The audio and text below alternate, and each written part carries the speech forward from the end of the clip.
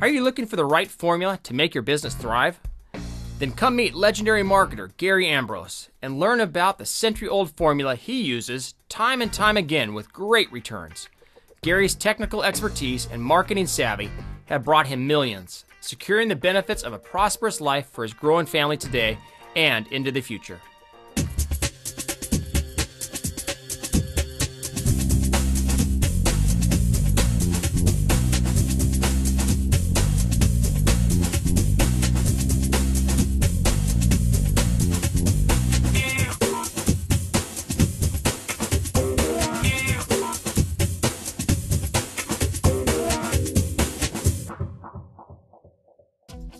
It's just the way that I'm built. I'm working to my strengths, which a lot of people, I don't think do. They don't look at that side of the equation. They don't look at their strengths as being a key driver in the business. Because if you're gonna be the one running the show, which most people I think want to be if they're watching this, then if you're gonna be running the show, you have to set it up in a way that it's gonna be able so that you can run the show. You know, I can't be the center on the NBA team. I've used that analogy a couple times with the NBA. I can't be the center. It's not going to work. That's not my strength. I'm not 7'1". It's not going to happen. But, you know, for what I do, I'm built for it. And it wasn't by accident. I'm built for it because I designed the business to be built for me. Gary has been using computers almost as early as he can remember. With a computer at home and the encouragement of his uncle, who designed software and wrote for computer magazines, Gary developed great technical skills and a passion for website and graphic design. I really started out on computers very early, and I think sort of like math, where you've got to know addition and subtraction before you can do calculus and geometry and trig. I think the same sort of applied with the computers, where I learned all the basic stuff really early on, and I had a great foundation.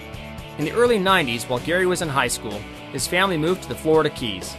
There he became an avid jet ski racer, but also got his first real-life business experience. He started out designing the logo for a sponsor of a jet ski race, and then he created a website for the owner of a car stereo store. The website generated so much business that it created a lasting impression. So to me, that was like, aha, there's money to be made online, obviously, because here's a website that's on a free host, that there's no advertising, there's no secure order page, it's not even done. I had those cheesy, like, you know, this site is under construction with the guy, you know, moving the yellow sign. You know, the worst stuff ever. You know, like my first real web page, and cheesy as anything. And it probably would load slow on a cable modem even today. And it was so graphics intensive. He's getting orders, and not just from Florida, but from like he got a couple from overseas. People faxed in order forms to him to order, and they just printed out the web page, circled what they wanted, wrote the address, wrote a credit card number underneath it, and said ship it. And I was like, what is going on? It seems insane to me now, thinking that people would do that now that I know a lot about business. But at the time, it was just like, well, that's cool. I told you needed a website, right? Like, aren't you glad you did it for me? Gary was accepted into the honors program at the University of Central Florida in Orlando. Already creating websites for clients part-time, Gary just couldn't find the inspiration that he needed in his college courses. Instead, that came when he met his future wife and partner, Jennifer. The couple brainstormed on ways to make money that combined both their talents. Their first website was inspired by the home job ads Jennifer had seen on the back pages of Soap Opera Digest. She looked at it as, there's people paying a lot of money to put these ads in the back of these magazines. Maybe we can put it somewhere up where people can pay us to put ads somewhere, and that'd be great, because she'd just gone through marketing and heard the crazy rates that people pay for ads in magazines. And we thought, well, awesome, we'll just do that. We put up a website, we registered the domain Cash From Home, and we, you know, put it up, and the website's done, and it looked pretty good. I'll admit, it looked good for the time. So we started doing phone calls to see if we could get anybody to advertise, and our first ad sale was with an Avon rep, and she paid $25 for a 2-week advertisement on the website. And we got our phone bill, and it was like $200, whatever, from calling out all over the place to get these. But that was sort of the start. And actually, within the next, I don't remember the exact numbers, but I'm going to say within the next 6 months, we had done 6 figures in ad sales. This website launched them into the world of internet marketing. When they realized that Cash From Home was a recommended resource for advertising affiliate programs, they decided it was time to run their own. This led to secretfortune.com. And Gary applied his computer skills to designing a more efficient way of collecting email addresses. I wanted to gather email addresses to follow up. So I designed this little script. It's a JavaScript alert box is what it's called. And it pops up and it looks like a part of Windows, or if you're on a Mac, it looks like a part of your actual web browser. Pops up and it's usually long and skinny and it has actual Windows buttons in it. It's not part of the browser. It looks like a Windows application. And usually it says something like, you know, there's something wrong on this web page, or you're submitting a form and all that kind of stuff. But you can customize the text and use that technology yourself to have it say whatever you want. So I used that, and basically what it said was you'd get to the page and it would wait 3 seconds and it would pop up a box and it would say in the text, would you like 7 free reports on internet marketing? If you would, click OK. If not, click cancel. And everyone's like, 7 free reports? Sure, why not? Okay. Yeah, but when you click this button, it would fill in the to address. It'd already be the from, would be the person's computer. It'd fill in the subject line and the message body, and it would automatically send it. So people would say, okay. It would use their mail program in the background, send us an email, which was sort of like how an autoresponder works when you think about it. It would send us an email, we would read it, you know, the headers and all the technical stuff, and say it was from this person, this is their name, this is their IP. Okay, read it, store it, send them out the information. We were just getting huge opt-in rates. I mean, it was literally over 95% of visitors to the page were opting in, which is, it didn't seem crazy to me at the time, but now I'm like, God, I wish I could have a 95% opt-in rate. And, you know, literally, it was just 95, and the only throwaways were people who had been there twice, or people who didn't have a mail program that was attached to their web browser. Like, that was the only people we were losing on this whole system. And it was, the other upside to it was people's real email addresses. It was like the ones that you would use by default. That's what it would use. I'd like to think that Microsoft fixed Outlook because of me, because it doesn't work that way anymore. It pops up a warning when that happens. Setting up this script was a novel idea, and Gary was quickly contacted about selling it. With a few adjustments, it became opt-in lightning. But, you know, again, it was one of those learning experiences where, looking back at it now, had I known what I know now back then when I released the script, I would have had a list of like 15 million people in a matter of a year. No question, I would have released it free as a viral site, put this on your site, we'll alternate the things, it would have been on thousands of sites. I would, you know, but now I'm like, God, so stupid. I could have already been retired if I would have known better. But of course I didn't, and, you know, life goes on and whatever. That was an eye-opening experience. Just, you know, all this money's coming in. ClickBank top seller for so long. It was doing great. It was, you know, good results. Great story. I can reflect back on it and realize, and, you know, it's where I, you know, some of the things that I started out with. But that sort of got me started on the, you know, standalone products and really focusing on email marketing. Gary's experience with internet marketing has proven to him that the best lists are buying lists made of paying customers. Gary initially learned this concept from a century-old direct response marketing formula. I thought, oh, I found this great new formula, and like we've got buying customers, and, you know, then I do a whole bunch more research and find out it's this formula called RFM, which stands for recency, frequency, monetary. And they look at each prospect and see recency, how recently did they purchase, frequency, how frequently do they make purchases, and monetary, what was the monetary value of those purchases. And there's no hard, fast numbers with this.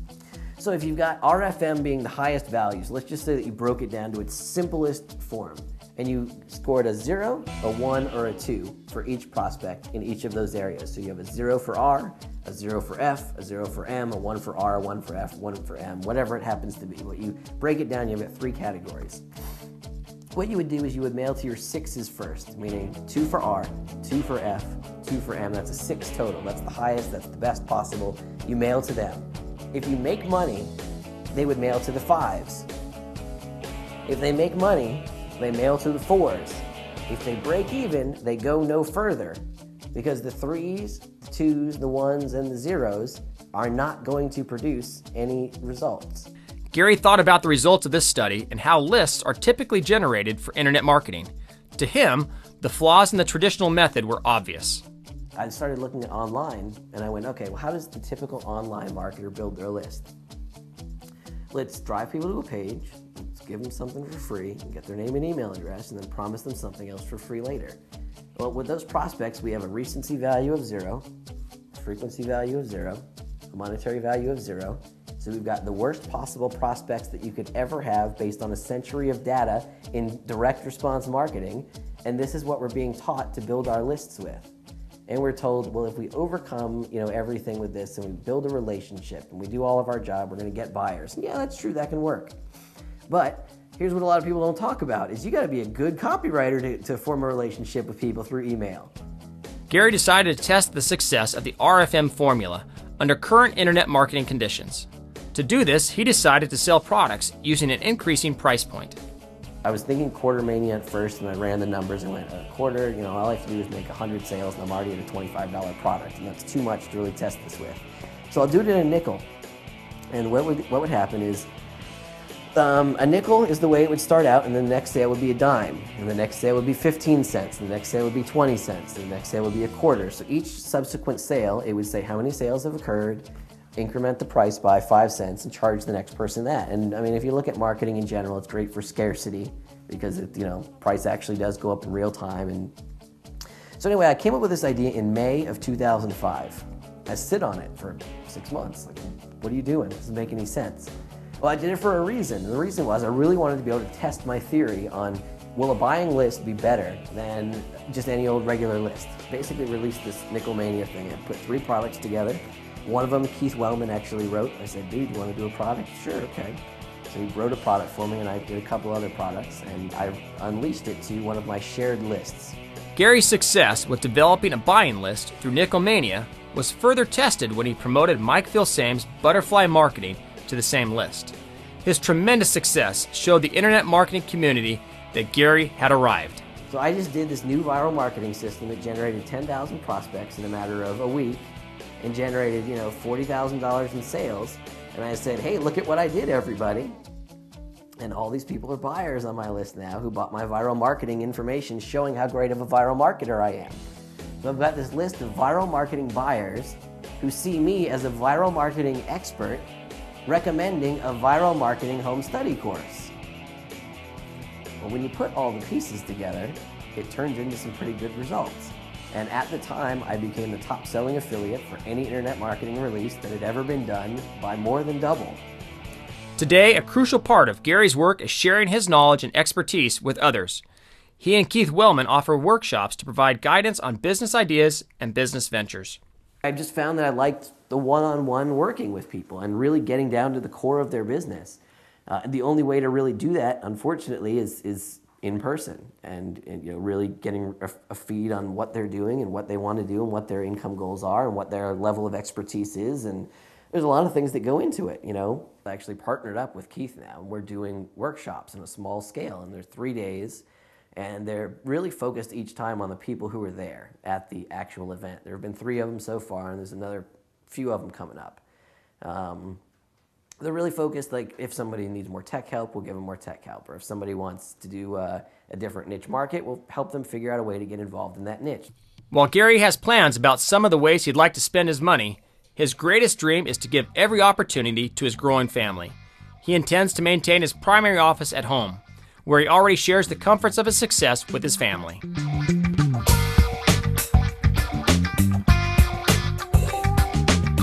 This is the office.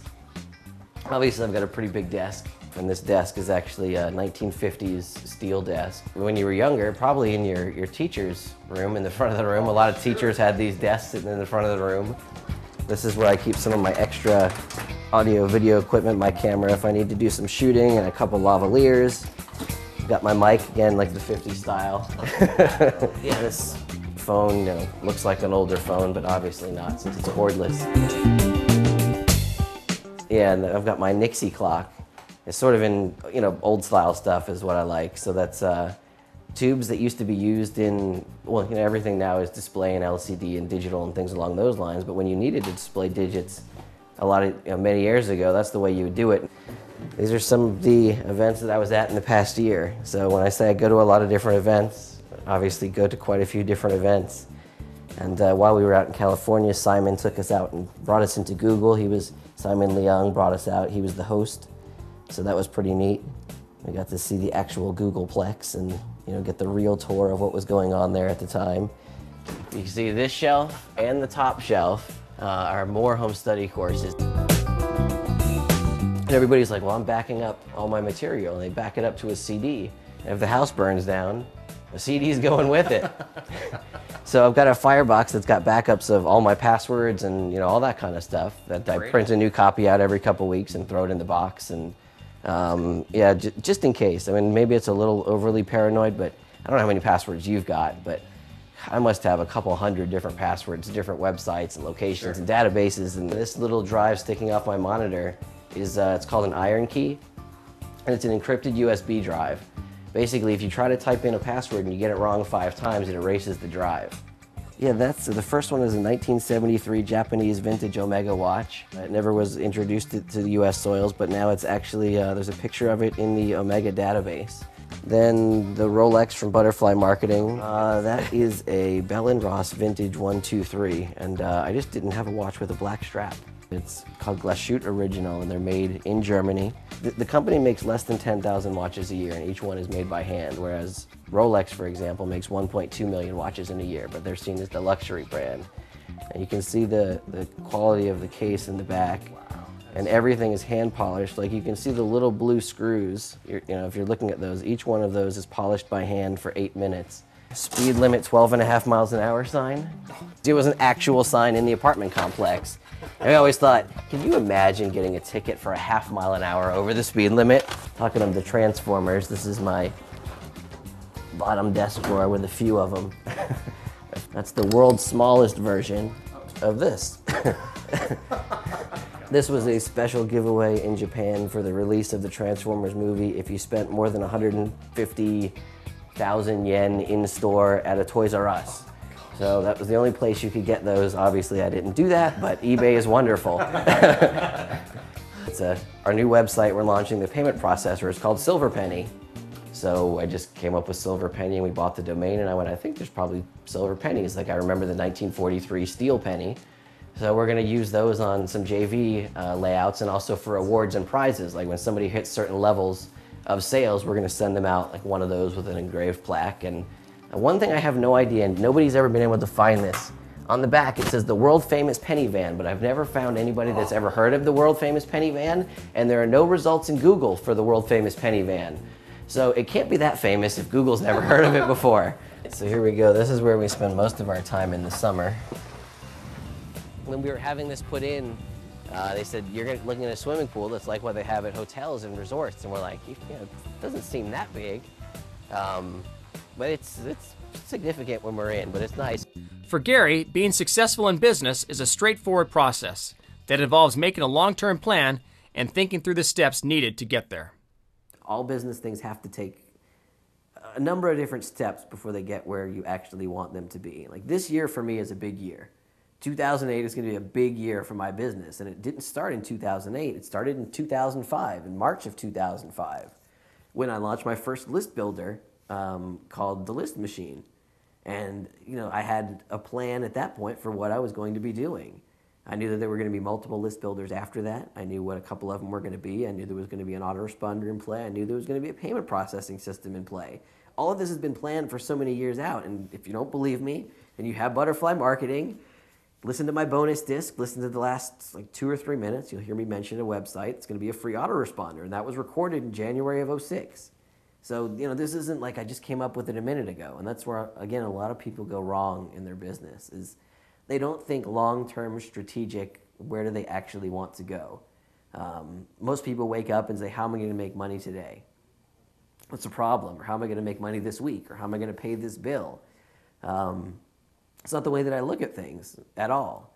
With this in mind, you need to make realistic steps. Gary believes that success is an incremental process, and that it's best to set smaller, more achievable goals first, and once these have been reached, to continue to go higher and higher. If you've ever been to a stadium, like a football stadium, especially a high school football stadium, usually that has like the metal rows of seats with no backs. It's like a staircase, and people run up to the top. Sometimes it's exercise. You see people run and run and run. Well, picture that the $1 million is at the top of the football stadium.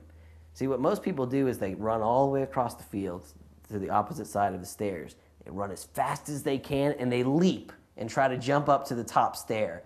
And they end up like breaking both legs and crashing in between the pieces and falling down to the ground.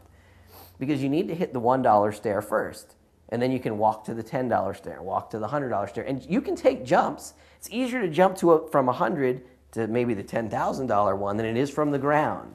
But you still got to take it's all going to happen at some point, whether you jump it, whether it's a big jump and a lot of effort, which product launches are in many cases. You may work a long time on a specific product, and that's like a big jump over a couple different levels there.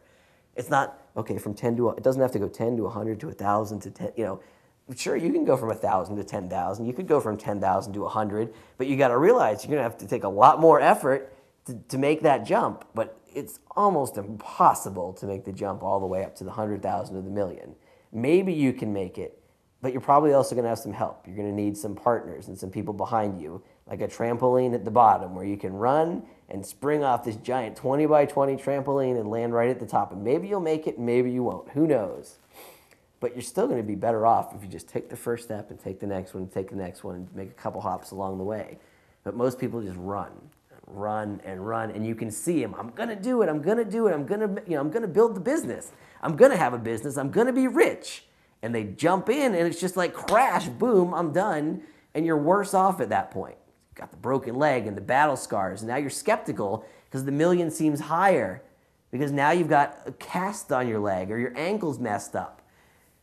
Try again, and now the other leg's messed up, so the million seems even further away. But even though you've got 2 broken legs, 2 broken arms, you can still get to the $10 step. It may take a little effort, but you can probably still manage a way to roll yourself up and get there. And you can probably still roll up to the next one, no matter how injured or battle scarred or any of that stuff you are. But most people still, even in that case, are going to try to jump to the million, and that's where they go wrong. To figure out the steps you need to reach your end goal, Gary suggests that you logically think backwards from it. This will help you come up with an organized plan. I knew I was speaking at the seminar. I knew what I was going to be doing 6 months out with those leads. I create this product so that I can sell it to this type of person, so that I can sell this type of product on the back end at a later date. It's not, okay, well, I've got this list. How do I figure out what I'm going to do now? It should be, what do I have, or what am I creating? And how do I position a low-end product that leads into getting people to the higher-end, more profitable areas of my business? I mean, I don't just have the same list, more profit, DVD. I've got a lot of other feeders that go into selling this higher back-end course. It's not just one little thing. So it's not a question of, well, how do you find out what people are going to be buying later? It's what do you have to offer them, and how do you attract those people? How do you put low-end little pieces to find out, what are they already buying so that you can sell them more of the same? For Gary, it's getting to know your customers and really creating very targeted buying lists of people who are most likely to make a purchase. If you send it to a small list and you start to find something, your gut instinct is going to get a little better as you keep going. Further and further and further along, you're going to realize this is what these people like. This is what they're reacting to. The other thing is the lists that I'm focusing on are really buying lists, paying customers for the most part. Buying lists are going to be huge, and not buyers lists, important, but smaller, more focused, more targeted, really hyper-targeted lists where you can really drill down and know exactly what's going on with those prospects. Gary maintains that buying lists are the best. He starts by offering a quality product at a low price to establish a good relationship. He doesn't want a list of people who only want things for free. That's too expensive. 95 cents.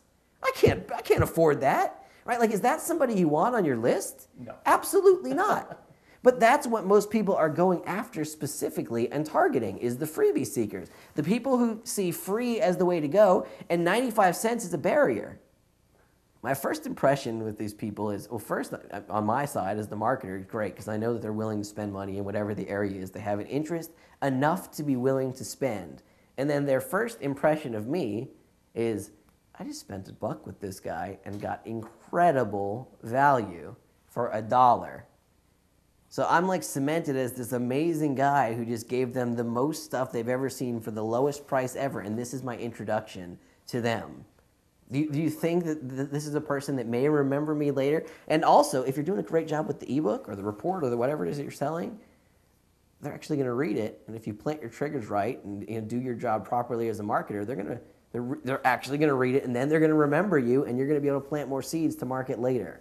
Gary recommends going to seminars and networking, but he cautions the eager green marketer about coming on too strong. Basically, it's just be yourself and be low key and don't talk so much about marketing. Like when the speakers are on stage they're on stage, they're doing their thing, they're presenting. That's their time to give you the content. And it's expected there's going to be a few questions after, and it's expected that there may be a few questions throughout the course of the weekend about what the speaker talked about.